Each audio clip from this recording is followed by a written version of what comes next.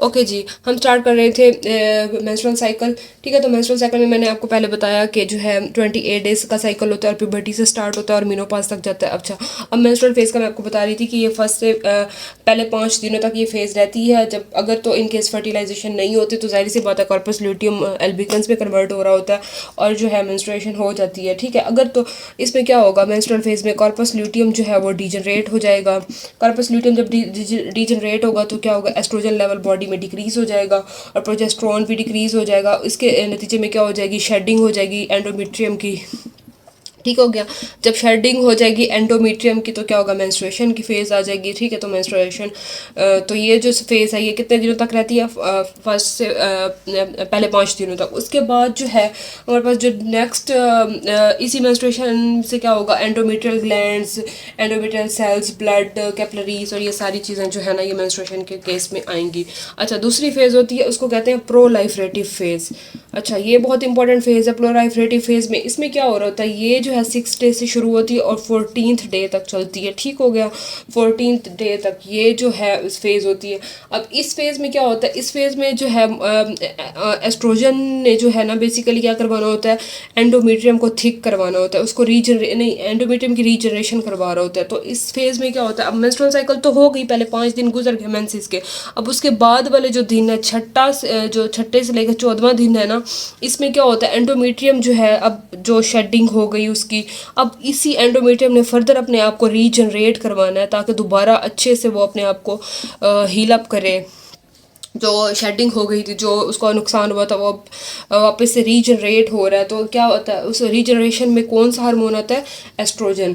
और ये क्या करता है, आके इस एंडोमेट्रियम को और मज़ीद थिक कर देता है, बहुत अच्छा थिक कर देता है। ठीक है, और वेस्कुलरिटी बढ़ा देता है।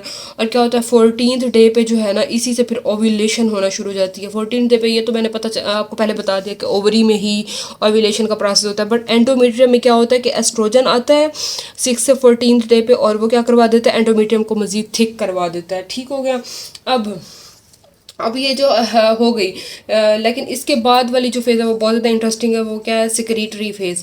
अब एंडोमेट्रियम थिक हो गई, सब कुछ हो गया। अब जो है 14th डे से लेके 28 डे पे जो है ये इस फेज़ में क्या क्या चीज़ें आती हैं। अच्छा, इस फेज़ में जो है हमारे पास आता है प्रोजेस्टेरोन। ये बहुत इंपॉर्टेंट हार्मोन है। इसने क्या करवाना है, इसने एंडोमेट्रियम जो है एंडोमेट्रियम को बहुत ज़्यादा सक्रीटरी कर देता है और एडिमेटस कर देता है अगर इन केस ऑफ फर्टिलाइजेशन नहीं होती उससे पहले। मतलब इसका काम है कि एंडोमेट्रियम को मज़ीद अच्छे से प्रिपेयर करे ताकि वो जो है एंडोमेट्रियम जो है ओवम को रिसीव करने के लिए बहुत अच्छी हो जाए। ठीक है, और इम्प्लांटेशन अच्छी हो, एंडोमेट्रियम को मज़ीद वेस्कुलर करे, एडिमेटस करे, सक्रीटरी करे। अगर इन केस ऑफ फर्टिलाइजेशन नहीं होती और ये ओवम जाके एंडोमेट्रियम पे नहीं लगता तो और फर्टिलाइजेशन नहीं होती तो क्या होगा, वही फर्दर कॉर्पस ल्यूटियम होगा। कॉर्पस ल्यूटियम से कॉर्पस एल्बिकन्स बन जाएगा और फिर यही जो है एस्ट्रोजन का लेवल अगर इन बॉडी के अंदर जो है वो डिक्रीज़ हो जाएगा तो क्या होगा, हमारे पास मेंस्ट्रुअल साइकिल जो है स्टार्ट हो जाएगा। तो अब क्या हमने पढ़ी, 3 फेजेस पढ़ी। मेंस्ट्रुअल फेज़ है, दूसरी प्रोलाइफरेटिव फेज़ है। पहले 5 दिनों में हमारे पास मेंस्ट्रुअल फेज़ होती है और इसमें क्या होता है, कॉर्पस ल्यूटियम जो है बनता है और शेडिंग हो जाती है एंडोमेट्रियम की। और वो कब होती है, जब एस्ट्रोजन और प्रोजेस्टेरोन का लेवल बॉडी में डिक्रीज़ हो रहा होता है। प्रोलाइफरेटिव फेज़ क्या होती है, 6 से 14वें दिन तक होती है। 14वें दिन पे ओव्यूलेशन होती है। उससे पहले एस्ट्रोजन क्या करवाता है कि एंडोमेट्रियम को रीजनरेट करवा रहा होता है, प्रिपेयर करवा रहा होता है। ठीक है, सेक्रेटरी फेज़ में फिर प्रोजेस्टेरोन आता है, वो मज़ीद उसको एडिमेटस वेस्कुलर बना देता है ताकि जो है ये ओवम को अच्छे से रिसीव करे। अगर इन केस ऑफ ओवम जाके फर्टिलाइजेशन नहीं होती तो फिर यही साइकिल दोबारा से कंटिन्यू हो जाता है और मेंस्ट्रुअल होती है और इसी तरह से जो है ये सारी फेजेस आपस में कंटिन्यू होती रहती है और पूरा प्रॉपर एक मेंस्ट्रुअल साइकिल स्टार्ट होता रहता है। अच्छा, अगर मैं आपको एक डायग्राम दिखा दूं तो उससे भी आपको मज़ीद एक अच्छा कंसेप्ट बन जाएगा। तो अगर आप यहाँ देखें तो उसने ये बताया हुआ है कि पहले 5 दिनों में जो मैंने आपको बताया कि क्या हो रही है, मेंस्ट्रुएशन हो रही है। पहले 5 दिनों में जो है फॉलिकुलर ग्रोथ हो रही है।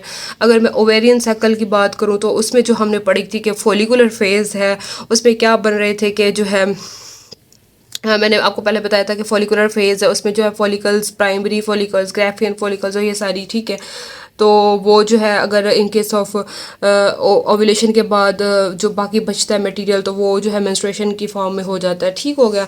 अच्छा, उसके बाद जो है मेंस्ट्रुएशन के बाद जो है कौन सी फेज़ आती है, फॉलिकुलर फेज़ आती है, जो कि 5 से 13 डे पे होती है। और इसमें क्या हो रहा है कि एंडोमेट्रियम जो है अपने आप को प्रोलाइफरेटिव करवा रही है, अच्छे से प्रिपेयर करवा रही है। तो कौन सी फेज़ है, जैसे ये वाली फेज़। ठीक हो गया। अब ये देखें, अगर ये दोनों उसने दिखाए हुए एंडोमेट्रियम में, पहले मैंने आपको बताया कि मेंस्ट्रुएशन फेज़ होती है, देन हमारे पास प्रोलाइफरेटिव फेज़ होती है। तो ये जो है एंडोमेट्रियम की प्रोलाइफरेटिव फेज़ है, और ये एंडोमेट्रियम की सेक्रेटरी फेज़, और ये है मेंस्ट्रुएशन फेज़। अगर ओवेरियन साइकिल की मैं बात करूँ तो इसमें जो है पहले मेंस्ट्रुएशन हुई, ठीक है, उसके बाद जो है फॉलिकुलर फेज़ शुरू हो रही है, ठीक है, और उसके बाद जो है ओव्यूलेशन होगी, देन ल्यूटियल फेज़ और देन मेंस्ट्रुएशन। अच्छा, अगर फॉलिकुलर फेज़ पे क्या था कि फॉलिकल जो है वो ग्राफियन फॉलिकल बनी थी, और उसी के साथ क्या हो गया, हमारे पास एंडोमेट्रियम की जो है प्रोलाइफरेटिव फेज़ शुरू हो रही है। प्रोलाइफरेटिव फेज़ पे मैंने आपको बताया था कि एंडोमेट्रियम अच्छे से अपने आप को प्रिपेयर कर रही है, अभी वो इतनी रीजनरेशन हो रही है मेंस्ट्रुएशन के बाद उसकी। अब जो है ना, इसी एंडोमेट्रियम ने मज़ीद अपने आप को थिक कर लिया है।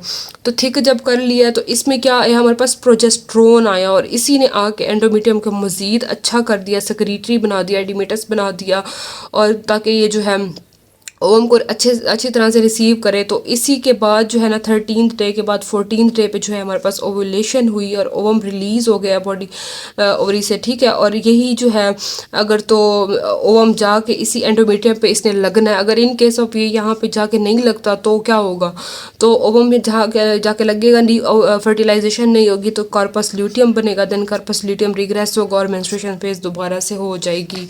आई होप सो कि मैं आपको अच्छे से समझा पाई हूँ, लेकिन मैं फिर भी आपको एक दफ़ा रिकॉल करवा देती हूँ कि देखें, मेंस्ट्रुअल साइकिल में बेसिकली दो तरह के साइकिल होते हैं। एक ओवरी के अंदर साइकिल चल रहा होता है और एक एंडोमेट्रियम के अंदर चल रहा होता है। जो फॉलिकल ओवरी के अंदर जो है सबसे पहले मेंस्ट्रुएशन, देन फॉलिकुलर फेज आती है, देन ओव्यूलेशन आती है, देन ल्यूटियल आती है, देन मेंस्ट्रुएशन आती है।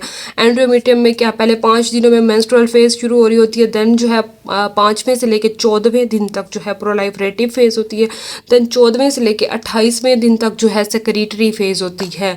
जब हमारे पास प्रोलाइफरेटिव फेज होती है एंडोमेट्रियम की, देन इधर ओवरी के अंदर जो है वो फॉलिकुलर फेज होती है, और यही जो फॉलिकुलर फेज है वो ग्राफियन फॉलिकल बनती है। और LH FSH ये सारी चीज़ें जो मैं आपको पहले एक्सप्लेन कर चुकी हूँ ये आते हैं। और जो है ओव्यूलेशन इन्होंने LH सर्च करवाना है, और ओव्यूलेशन होगी। ओव्यूलेशन जब होती है तो तब क्या हो रही होती है, सेक्रेटरी फेज चल रही होती है एंडोमेट्रियम की। इसने अपने आप को मज़ीद थिक कर दिया है ताकि ओवम आए, अच्छे से फर्टिलाइजेशन हो। अगर इन केस बेटे नहीं होती फर्टिलाइजेशन तो क्या होगा, यही ओसाइट जो है कार्पस ल्यूटियम बन जाएगा, और जो है कार्पस ल्यूटियम जो है रिग्रेस होकर एल्बिकन्स, और देन मेंस्ट्रुएशन शुरू हो जाएगी। तो फिर से ये साइकिल स्टार्ट हो जाएगा और देन मेंस्ट्रुएशन हो जाएगी। आई होप सो कि आपको अच्छे से अंडरस्टैंड हो गया होगा। Thank you.